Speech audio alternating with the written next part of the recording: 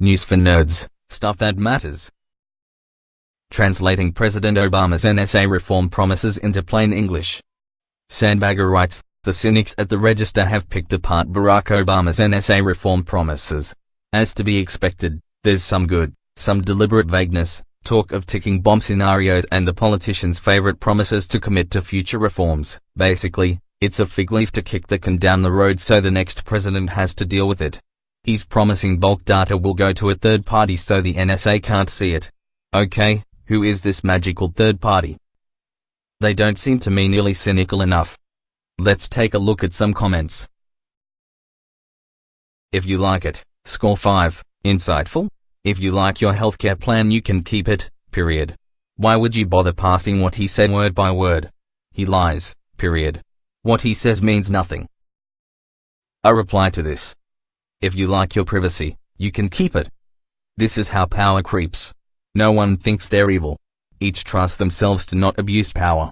But even if this is going to a third party, it's still a violation of the Fourth Amendment. There are rules in place for a reason. This is asking to be abused. Even worse, they still haven't proven or show any evidence that this is necessary. It's one thing if you were preventing terrorist attacks left and right and could make a utility argument, but they aren't even doing that. It's disgusting. Another reply. No, it's not. Freedom is more important than safety. The people who are focused on the question of whether or not these programs stop terrorists are missing the point entirely. Another reply. Saying freedom is more important than safety does not imply that safety is unimportant, just like saying Kareem Abdul-Jabbar is taller than Shaquille O'Neal does imply Shaq is not tall. Another reply. What is important here is the appearance of doing something. At least as far as any politician is concerned. The suckers buy into it. Plain enough. Score 5, insightful. Will this POTUS stop surveillance of citizens? Nope. A reply. Bullshit. POTUS has way more power than you think.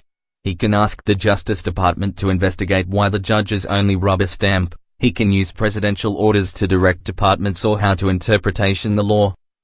He can fire U.S. attorneys. He has his cabinet members he can fire. He could even fire the head of the CIA/FBI and Homeland Security for misconduct by asking the AG to fire them, and so much more powers. Get a warrant. Score 5, insightful. Quite simply there needs to be two things. One is get a warrant, and these warrants need go public in short order. Public with no redactions. My guess is that 99% of redactions are not to protect sources and whatnot but to avoid embarrassment. Also these warrants need to go before real judges. If they can't trust the judges then how can they trust anyone? To read this story, check the description for the link. Check out /.org for more articles. /.